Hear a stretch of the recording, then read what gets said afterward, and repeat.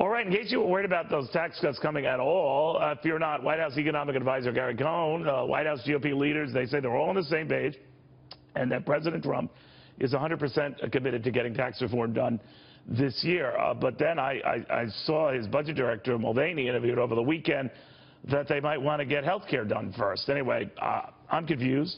But the bottom line is there's this optimism that they are going to address tax cuts.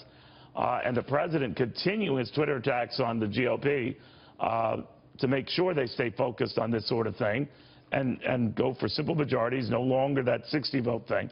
To townhall.com editor Katie Pavlich on what happens now. What do you think, Katie?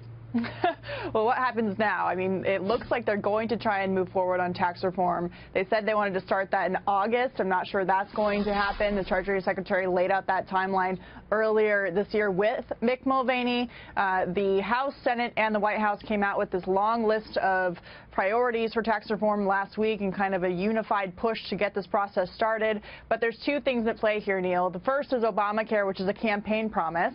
What's right around the corner, the 2018 elections. And then the issue of how much time lawmakers really have in the next 4 or 5 months to get this on the table before 2018 gets onto the clock and lawmakers go home and start campaigning. So there's a long way to go here, and I think the White House is trying to be optimistic because they want to get a win on the board, but it's going to be a very difficult road ahead to get this done before January. You know what amazes me, Katie? They know how important it was to get the health care thing done, and they couldn't. To a man and woman, they all said the same thing. We've got to get this whole tax cut thing there because people are expecting it. We've got these majorities. And I wonder if they can.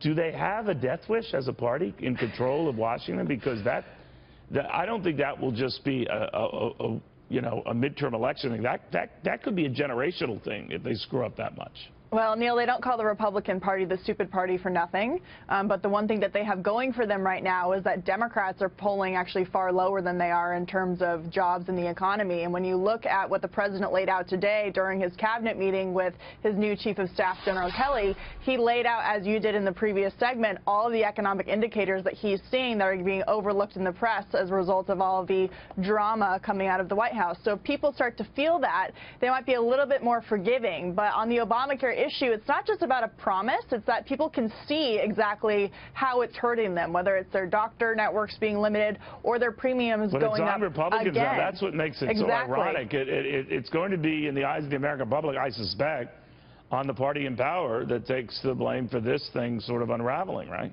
Well, there's two issues. The Republicans either promised something they couldn't deliver on or overpromised something they knew they would never be able to get passed. And they backed themselves into a corner in the sense that they had to pass legislation that actually dealt with Obamacare. Right. But in the meantime, they put themselves into this timetable and not doing anything for the last nearly a decade, and now they don't have anything. And so I think it's important that the White House is holding Republicans accountable for their promise to the American people. But in terms of how we move on from here, in terms of getting things done, it's going to be very difficult with an election right around the corner, which goes to show that in Washington, elections actually run this place, not necessarily a legislative agenda. Well, even with that, and it would be a funny way of showing it, looking at what Republicans are doing. They got to get on the stick.